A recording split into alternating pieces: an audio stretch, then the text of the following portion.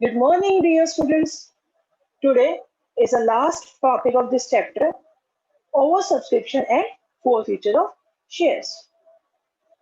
आपको इस क्वेश्चन में पहचान करनी है कि इस पॉइंट में क्या नया है। स्टेटमेंट रीड करने में बिल्कुल सेम लगेगी, बट मैं आपको डिफरेंस बता रही हूँ कि जो पहले आपने क्वेश्चंस सोल्व किए हैं और अब के क्वेश्चन में क्या डिफरेंस है। तो मैं वो साथ साथ बताऊंगी, आप इसे अटेंटिवली जो है ध्यान से सुनना। Practical question 53. I'm going to read the statement which is given on page 7.169.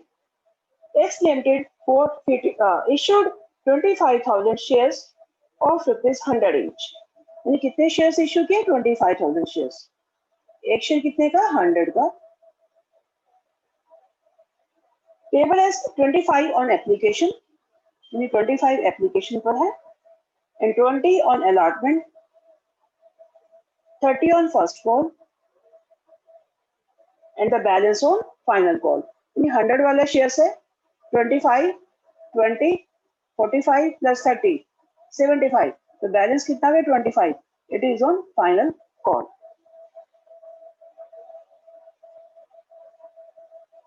And applications were received for 40,000 shares. यानी कंपनी ने इशू तो किए 25,000 शेयर्स, बट एप्लीकेशंस कितने किया गया? 40,000 शेयर्स की। ये कौन सा पॉइंट हो गया? ये ओवर सब्सक्रिप्शन का पॉइंट हो गया।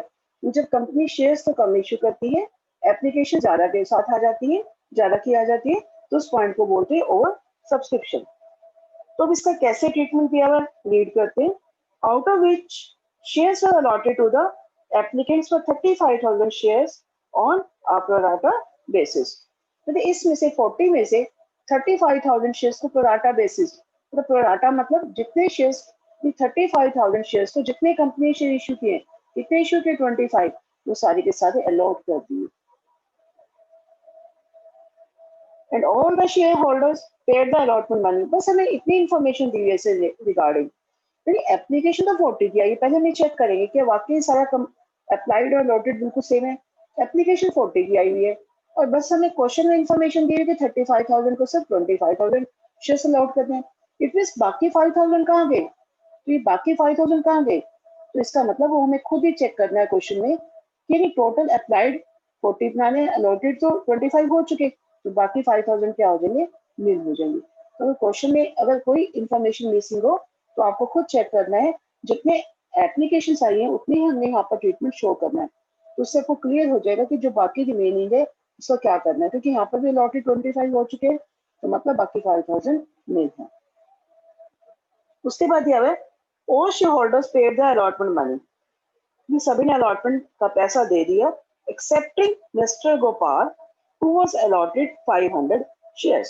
ये किसको छोड़कर? गोपाल को छोड़कर, जिसको कितने शेयर्स अलॉट किए थे? 500। कंपनी ने उसको 500 शेयर्स अलॉट किए थे, गोपाल को कितने अलॉटेड थे? 500 शेयर्स। तो उसने किसका पैसा नहीं दिया? अलॉटमेंट का पैसा नहीं दिया। इट मींस उसने सिर्फ एप्लीकेशन का पैसा दिया होगा। And these shares were forfeited immediately. इसका मतलब इन शेयर्स को अलॉटमेंट के बाद ही फॉरफिट कर दिया गया। The first call was made thereafter. इसके बाद ही फर्स्ट कॉल कंपनी ने कॉल किए। जो फर्स्ट कॉल कंपनी कॉल करेगी तो इसका मतलब 500 शेयर्स ये गोपाल वाले उसमें से माइनस हो जाएंगे। तो फर्स्ट कॉल आएगी 25,000 माइनस 500, इट विल बी 24,500। ये 24,500 पे फर्स्ट कॉल का पैसा कॉल किया जाएगा। The forfeited shares were reissued at the rate of 78 per share, 75 paid up। ये 500 शेयर्स क्या हो जाएंगे? रीइश्यू होंगे। यहाँ लिख देते हैं रीइश्यूड कितने शेयर्स? 500। कितने में रीइश्यू हुए? कितने में? 78 में। पेड अप कितने? पेड अप कितने? पेड अप मतलब इतने वाला शेयर, 75 वाला। यानी कंपनी ने 75 वाले शेयर्स को 78 में रीइश्यू कर दिया। इट मींस प्रॉफिट पे रीइश्यू किया कि जो 3 रुपीज का प्रॉफिट है इसके ओटी प्रीमियम रिजर्व में जाएगा। The final call was not made. इस क्वेश्चन में फाइनल कॉल कंपनी ने कॉल नहीं की, मंगवाई ही नहीं है। Prepare cash book and pass general entries. अब हमें इस क्वेश्चन में कैश बुक भी बनानी है और जनरल एंट्रीज भी पास करनी है। जब भी क्वेश्चन में कैश बुक बनानी हो तो बैंक की एंट्रीज हम पास नहीं करेंगे, हम सिर्फ बाकी बैंक को छोड़कर जितनी बाकी एंट्रीज है सो उन्हीं एंट्रीज को, उन्हीं जनरल एंट्रीज को यहाँ पर शो करेंगे और बैंक वाली सारी जनरल एंट्रीज कैश बुक में ही दिखा दी जाएंगी। This is the statement, but statement के अकॉर्डिंग तो हमें कोई भी डिफरेंस नहीं दिख रहा कि जो पहले हमने क्वेश्चंस किए हैं जो अब है हमें बिल्कुल ही सेम लग रहा है। तो इसमें कैसे आप फाइंड आउट करोगे कि ये क्वेश्चन बाकी क्वेश्चन से डिफरेंट है, तो मैं वो आपको अभी बताने जा रही हूँ। तो जैसे सबसे पहले तो आपने ये देखना है कि 35,000 शेयर अप्लाइड है और 25 अलॉटेड है, तो कितने एक्सेस शेयर आ गए यहाँ पर 10,000 शेयर्स। तो 10,000 का एक्सेस मनी कितना है एप्लीकेशन पे जो है 25, तो 10,000 मल्टीप्लाई 25 कितना बन जाएगा 2,50,000, यानी 2,50,000 ये एक्सेस आ चुके हैं। अब क्वेश्चन में कोई इंफॉर्मेशन नहीं है, इस एक्सेस मनी को क्या एडजस्ट करेंगे, अंडरस्टूड है सिर्फ अलॉटमेंट तक ही एडजस्ट करेंगे। ठीक है, जब भी आपके पास क्वेश्चन में the information is regarding silent, over जो जितना भी फालतू एक्सेस मनी आया है उसे रिगार्डिंग कोई भी इंफॉर्मेशन क्वेश्चन में नहीं है, तो आपको वो पैसा सिर्फ अलॉटमेंट तक एडजस्ट करना है। अगर अलॉटमेंट से ज्यादा भी बचता है, एक्सेस मनी आता है, तो उस पैसे को कंपनी रिफंड कर देती है। तो हम ये चेक करते हैं इस क्वेश्चन में कि अलॉटमेंट बनता कितना है, इसी कैटेगरी का चेक करना है। 25,000 शेयर्स है तो 20 के हिसाब से तो अलॉटमेंट तो बनता है 5 lakh, 25,000 multiply 20 it will be 5 lakh. तो 5 लाख से अगर कम बचता है तो सारा का सारा अलॉटमेंट में एडजस्ट। अब 5 लाख से ज्यादा बचता है तो पैसा क्या कर देगी कंपनी, रिफंड कर देगी। तो हमारे पास इस क्वेश्चन में 5 लाख से कम बचता है तो सारा का सारा अलॉटमेंट में एडजस्ट कर देंगे। और जो नील है उसके पैसे को कंपनी क्या करेगी, कितने नील हो गए 5,000, कितना एप्लीकेशन बनी है 25, तो 5,000 मल्टीप्लाई 25 इट विल बी 25 5 जा 125, तो 1,25,000 कंपनी पैसा क्या कर देगी, रिफंड कर देगी।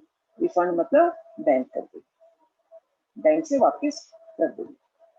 तो ये तो बिल्कुल सेम क्वेश्चन लग रहा है। अब इसकी कैसे ढूंढना है, जब भी आपने क्वेश्चन करने, क्योंकि पहले मैंने आपको सिंपली क्वेश्चन करवाती चली हूँ क्यों सिंपल क्वेश्चन से। अब आपने डिफ्रेंशिएट करना है कि उन क्वेश्चन और इन क्वेश्चन में क्या डिफरेंस है। अब कैसे डिफ्रेंशिएट करना है, यानी जो भी एक्सेस मनी आई है वो चेक करनी है पहले। ये एक्सेस मनी किसकी आई है, अलॉटमेंट की आई है।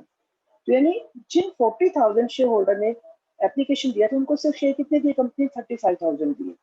यानी 400 वालों को अगर प्रोपोर्शनेटली देखा जाए तो 40 वालों को 35 दिए। ठीक है, तो कुछ तो कुछ शेयर कम दिए उन शेयर होल्डर को। तो हमने यहाँ ये चेक करना है जहां पर अलॉटमेंट का पैसा अगर एडजस्ट करना हमने, एडवांस आ गया, ठीक है, ये एडवांस ही तो आ गया कंपनी के पास, अगर वहीं पर ही अलॉटमेंट नहीं आया ये चेक करना, बस आपने ये देखना है। मतलब जहां पर अलॉटमेंट एडवांस आ गया, जो भी इंस्टॉलमेंट एडवांस है ये वही अगर नहीं आई, मतलब ये हमारा मेन पॉइंट, क्रिटिकल पॉइंट है, इसको जरूर चेक करना है। पहले जितने भी क्वेश्चंस आपने किए हैं उसमें क्या था कि अगर अलॉटमेंट एडवांस आया हुआ है तो यहाँ अलॉटमेंट एडजस्टेड है तो वहां पर अलॉटमेंट ये आया हुआ था, मतलब अलॉटमेंट जो क्लोजिंग एरिया भी था अलॉटमेंट में, तो सिंपल क्वेश्चन बन रहे थे, तो वहाँ क्लोजिंग एरिया से फर्स्ट और फाइनल कॉल में था। ठीक है, तो इस क्वेश्चन में क्या है कि अलॉटमेंट अगर एडवांस आया हुआ है, अगर वही नहीं आया मतलब कितने शेयर्स का नहीं आया 500 का, इसका मतलब इस बंदे ने भी तो फालतू, इस पर्सन ने भी तो दे रखे होंगे ना कुछ एडवांस दे रखा होगा। क्योंकि हमने ये देखा है कि 400 शेयर्स वालों को 350 शेयर्स दिए, 40 वालों को 35 दिए, यानी जिसको कंपनी ने 500 शेयर्स अलॉट किए उसने भी तो अप्लाई ज्यादा किया होगा, यानी उसने भी तो कुछ ना कुछ फालतू पैसा दे रखा होगा। तो जब भी ऐसा पॉइंट आ जाए जो ये पैसा एडवांस है वही पैसा नहीं आया, तो this is a critical question, इसको अपने ध्यान से चेक करना है इस क्रिटिकल क्वेश्चन को। इसकी पहचान यही है, अलॉटमेंट एडजस्टेड है, एडवांस आ गया, अलॉटमेंट नहीं है, बस ये पहचान है, ये पहचान आपने ध्यान से देखनी है।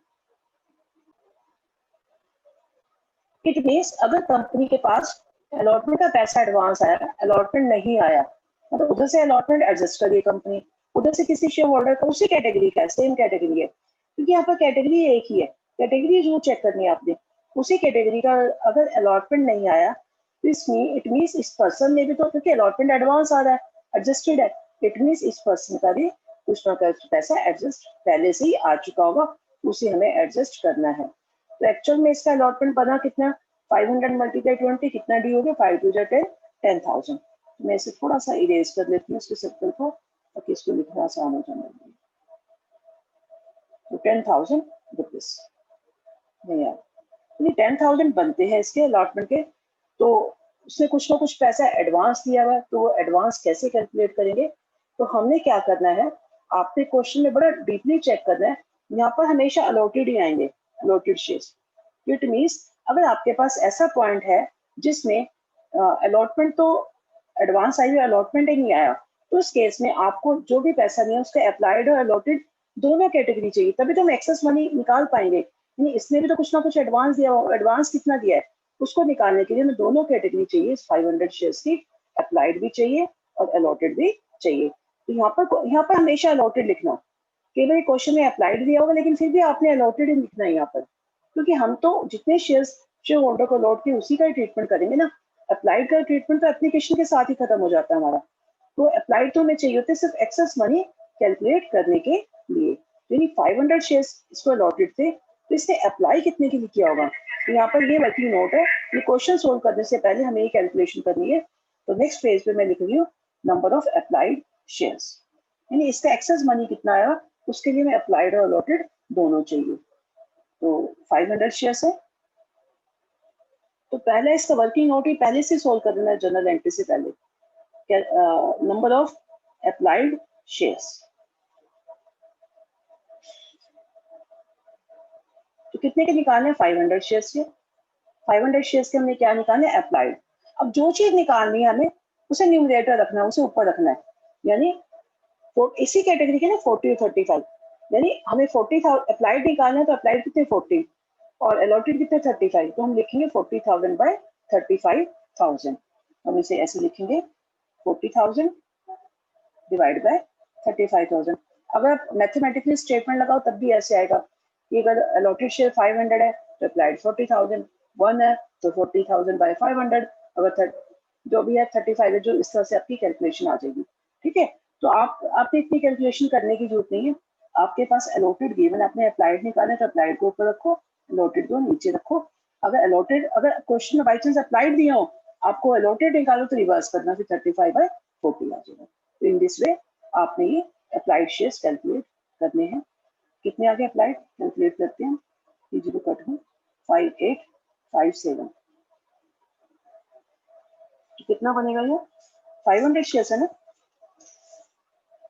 अलॉटेड 500 है, तो कितने बनेंगे हमारे पास यहाँ पर कैलकुलेट करना बच्चे?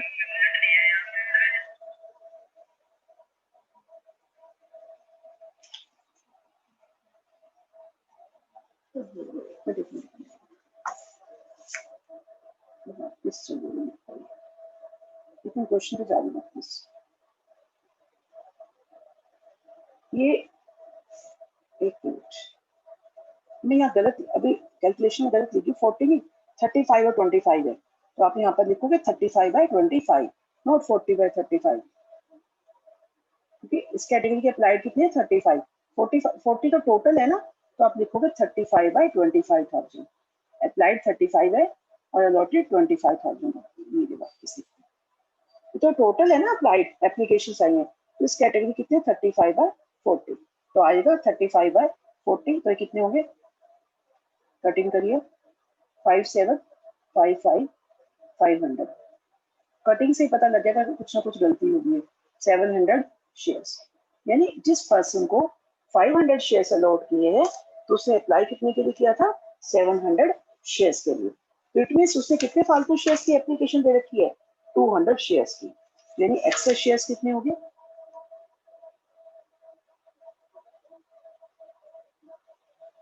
700 माइनस 500, 200 शेयर्स। यानी जिसको 500 शेयर्स कंपनी ने अलॉट किए थे उसने एप्लीकेशन कितने का दिया हुआ? 700 शेयर्स। यानी पहले आप नंबर ऑफ अप्लाइड शेयर्स निकालोगे, फिर एक्सेस शेयर्स कितने आ गए? 700 माइनस 500, 200। अब एक्सेस मनी वो कितनी दे चुका है? यानी 700 शेयर्स पे तो दे ही चुका है वो पहले से ही एप्लीकेशन, तो कितने फालतू शेयर्स की दे चुका है? 200 शेयर्स की एप्लीकेशन मनी कितनी है? 25। 200 multiply 25, 25 to the 50, it will be 5,000 rupees। ये 5,000 तो पहले ही दे चुके एक्सेस में, जब अलॉटमेंट उसका जब ड्यू होगा तो उसने 5,000 तो पहले ही दे चुका है, तो क्या कर देंगे हम इसमें से माइनस कर देंगे। तो चेक करते हैं, ये 10,000 बनता है तो 10,000 में से वो 5,000 पहले से दे चुके हैं, फिर कितना रह गया अलॉटमेंट का 5,000 रुपीज। यानी अब हमने क्लोजिंग एरिया 5,000 दिखाना है, 10,000 नहीं दिखाना। ये डिफरेंस है। देखो क्वेश्चन स्टेटमेंट देखने में सेम लगती है, बस आपका मेन क्रिटिकल पॉइंट ये वाला आता है कि अलॉटमेंट एडवांस है, तो इट मीन्स ये नहीं आया। ये जब क्रॉस हो तब आपने ऐसे करना है, अदरवाइज क्वेश्चन सिंपल जाएगा। बस आपने इन दो पॉइंट्स को चेक करना है। अब यहाँ पर अगर क्रॉस है तो आपको एक्सेस मनी इसमें भी दे रखा होगा, तो आपको दोनों चाहिए, अप्लाइड और अलॉटेड। यहाँ पर हमेशा अप्लाइड अलॉटेड लिखोगे, तब अलॉटेड 500 है तो अप्लाइड आपने कैलकुलेट कर लिए, अप्लाइड कितने आ गए 700। अब कितने फालतू शेयर हो गए 200। 200 का कितना फालतू पैसा दे चुका पहले ही, यानी 200 शेयर्स की तो फालतू ही पैसे पहले ही एप्लीकेशन दे चुका 5,000। तो मतलब अब जब उससे अलॉटमेंट मंगवाई जाएगी तो 5,000 पहले से ही माइनस कर दिए जाएंगे, यानी अलॉटमेंट का कितना पैसा नहीं आया, ओनली 5,000। अब 10,000 शो नहीं करोगे, 5,000 शो करोगे। और अलॉटमेंट कितना रिसीव हुआ वो भी बता देती हूँ आपको। दूसरा पॉइंट ये भी साथ साथ कर लेना, working note 2, total amount received on allotment, वो भी इससे पता लग जाएगी।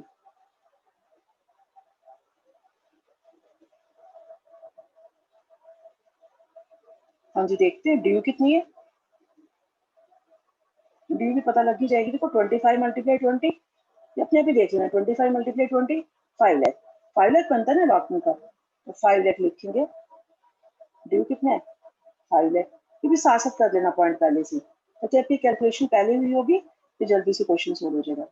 उसमें से कितना एडजस्ट कर दिया अलॉटमेंट में, 2,50,000 पहले ही आ चुका है, एडजस्टेड है तो माइनस करेंगे, रिसीव्ड ऑलरेडी, ये रिसीव्ड एडजस्टेड, ये एडजस्टेड रिसीव्ड जो भी कर दो आप, कुछ भी लिख दो यहाँ पर 2,50,000, ये तो अपने अपनी कैलकुलेशन के लिए लिखना। अच्छा बुक में बिल्कुल टोटली डिफरेंट मेथड है, बुक के मेथड से मत करना, मैं बिल्कुल सिंपल कर दिया इस क्वेश्चन को। बुक में ऐसा नहीं किया हुआ, बुक का मेथड एग्जांपल का इलस्ट्रेशन का मत लेना, बिल्कुल सिंपल मेथड मैंने कर दिया इसका। 2,50,000 बन गए, यानी अब 5 लाख ड्यू बनता था, 5 लाख में से 250 पहले से ही आ चुका है, तो 250 में से अब जितना क्लोजिंग एरिया था वो माइनस कर दो, जो नहीं आया क्लोजिंग एरिया हम कर ही चुके हैं, कितना नहीं आया 5,000, फिर कितना आ गया अलॉटमेंट 2,45,000 रुपीज। बस this is the main point, बाकी सारा क्वेश्चन आपका सिंपल है, बस यही आपका मेन जाता है क्वेश्चन। यानी इस क्वेश्चन में अब जनरल एंट्री तो वेरी मच सिंपल हो गई है, मेन तो यही पॉइंट था। तो फर्स्ट अब जनरल एंट्री क्या बनेगी, क्वेश्चन तो मेरा बिल्कुल फिक्स से हो गया। फर्स्ट जनरल एंट्री बनेगी bank account debit to share application account. अच्छा अब कैश बुक दी हुई है तो मैं बैंक की एंट्रीज नहीं करनी, ध्यान रखना ये एंट्रीज हम नहीं करेंगे, हम क्या करेंगे सीधा कैश बुक ही बना देते हैं। तो जब कैश बुक बनेगी तो हम जनरल एंट्री पास आउट नहीं करेंगे, हम कैश बुक का फॉर्मेट बना देते हैं।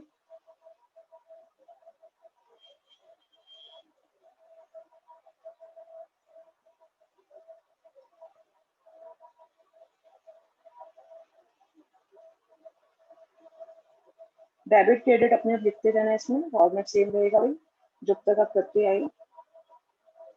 तो आपके पास एप्लीकेशन का पैसा आ गया तो डायरेक्ट यहाँ लिखो, एंट्री करने की जरूरत नहीं है, टू शेयर एप्लीकेशन अकाउंट। कितने शेयर्स का आया 40,000 का, 40 मल्टीप्लाई एप्लीकेशन कितना 25, तो इट विल बी 10 लाख, तो हमें 10 लाख रुपीज लिख देंगे। तो 10 लाख में से अब अगली नेक्स्ट एंट्री तो करेंगे शेयर एप्लीकेशन अकाउंट डेबिट।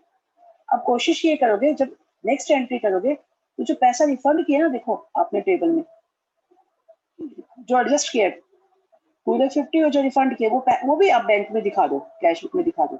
हमेशा ऐसे करना, जितना 40,000 का आ गया डेबिट में, जो रिफंड किया वो क्रेडिट में, तो हम रिफंड वाला भी यहाँ दिखाते हैं, बाय शेयर एप्लीकेशन अकाउंट। कितना रिफंड किया 1,25,000 रुपीज। तो बस अब नेक्स्ट एंट्री करोगे ना तो ड्यू की जो कन्वर्जन के share application debit to share capital and to card adjust किया पैसा टू शेयर अलॉटमेंट, बैंक की एंट्री यहाँ पर नहीं दिखानी। अब एप्लीकेशन लिखोगे ना 10 में से 125 तो रिफंड हो गया, तो बाकी कितना बच गया 8,75,000 बस। अब शेयर कैपिटल में कितने जाएगा कितने शेयर्स कंपनी ने इशू किए? 25। 25 मल्टीप्लाई 25 कितना बन गया? 6,25,000। बाकी अलॉटमेंट में कितना एडजस्ट किया था? 2,50,000। बस ऑटोमेटिकली आपका टोटल इक्वल ही आ जाएगा। इस तरह से आप सेकेंड एंट्री पास कर दोगे एप्लीकेशन की। अब अलॉटमेंट ड्यू की entry, allotment debit to share capital. अब अलॉटमेंट कितना है? अलॉटमेंट भी कितना है? कितने रुपीज आई थिंक 20 रुपीज। तो 25,000 मल्टीप्लाई 20 इट इज 5 लाख। हम पहले लिख चुके हैं, वर्किंग नोट में कैलकुलेट कर चुके हैं। 5 लाख में से देखो मैंने किया हुआ कैलकुलेशन, 5 लाख में से 250 ऑलरेडी रिसीव्ड है, फिर 5,000 जो नहीं है वो माइनस कर दिया, तो बाकी कितना आ गया? 2,45,000। तो 2,45,000 यानी 250 बनता था ना, 250 में से 245 तो आप कैश में दिखा दोगे, बाकी 5,000 क्लोजिंग एरिया की आप एंट्री कर दोगे। तो कैसे एंट्री करोगे इसकी? पहले हम कैश में दिखा देते हैं। To share allotment 2,45,000। और क्लोजिंग एरिया की जब भी कैश में बनानी हो तो जनरल एंट्री जरूर करना, closing area debit 5,000 to share allotment 5,000। तो टोटल अलॉटमेंट आपका 250 आना चाहिए ना क्रेडिट, तो 250 में से यहाँ तो अभी 245 आ रहा है, तो बाकी 5,000 जो क्लोजिंग एरिया में नहीं आया उसकी भी एंट्री कर दो, closing area debit to share allotment account. Very much simple. अब अलॉटमेंट के बाद क्या किया? हम 500 शेयर्स को फॉरफिट कर दिया था। देखो देखते हैं, 500 शेयर फॉरफिटेड है। तो 500 शेयर्स को जब मल्टीप्लाई करोगे तो कोल्ड अप अमाउंट से करोगे, 25 मल्टीप्लाई 20 इट विल बी 45। तो एंट्री करते हैं उसकी। नेक्स्ट पेज पे चलते हैं। फॉरफिचर की एंट्री क्या आएगी? Share capital account debit. कितने शेयर्स हैं? 500 multiply 45 to closing area and to जो पैसा नहीं है, सॉरी टू पैसा जो रिसीव हो चुका है, शेयर फॉरफिचर अकाउंट। तो 500 मल्टीप्लाई 45 कितना बनेगा? 500 मल्टीप्लाई 45 ये बनेगा 22,500। इसमें से क्लोजिंग एरिया हमें पता है 5,000 है, क्योंकि हमने जितना जो आया एडजस्ट करके वही लिखी क्लोजिंग एरिया। ये 22 में से 5,000 गए तो it will be 17,500 share forfeiture account. Okay, अब इस फॉरफिचर के बाद ही हमने फर्स्ट होल्डिंग की एंट्री करनी है। तो फर्स्ट होल्डिंग की entry share first hold account debit to share capital account. तो कितना है फर्स्ट होल्ड? कितना है? अब फर्स्ट होल्ड जब करेंगे कितने शेयर्स की कंपनी इशू किए थे? 25,000 शेयर्स। तो 25,000 में से 500 शेयर्स फॉरफिट हो गए, तो आएगा 24,500 मल्टीप्लाई फर्स्ट होल्ड कितना है अमाउंट? 30 रुपीज। तो कितना बनेगा? 24,500 multiply 30 rupees it will be 7,35,000 rupees. तो फर्स्ट होल्ड डी की एंट्री आ जाएगी, और होपफुली फर्स्ट होल्ड के ऊपर तो सारा का सारा पैसा रिसीव्ड है, कुछ है ही नहीं, तो आप इसकी एंट्री तो करोगे नहीं, इसको डायरेक्ट आप कैश बुक में दिखा दोगे बैंक की एंट्री को। To share first hold account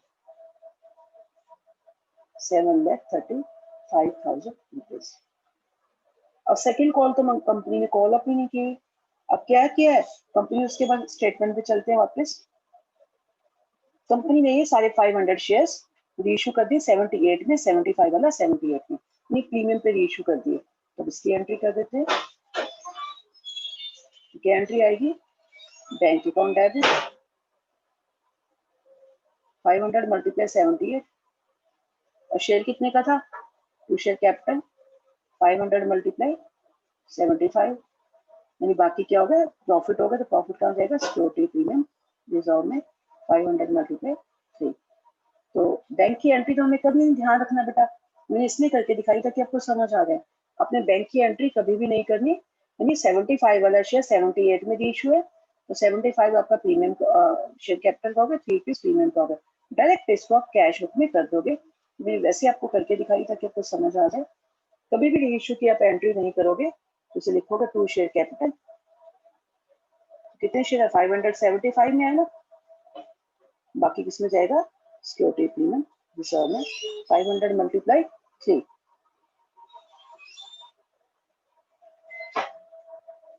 तो कितना बन गया? 500 मल्टीप्लाई 75 इट विल बी 37,500 तो ये आ जाएगा 1500. In this way you will pass the entries here in the cash book. Now next entry कौन सी बनेगी? Gift entry. तो गिफ्ट एंट्री तो बिल्कुल सिंपल है. आप क्या करोगे, जितना भी फोरफीचर आया कितना आया 17,500. रीइश्यू पे तो कोई लॉस है ही नहीं, तो सारा का सारा किसमें चला जाएगा? कैपिटल रिजर्व में. तो next entry will be share forfeiture account debit to capital reserve 17,500. In this way you can solve questions up to 353 से लेकर आप कर सकते हो क्वेश्चन सोल्व 56 तक easily. We have to solve questions up to 56. Thank you and have a nice day.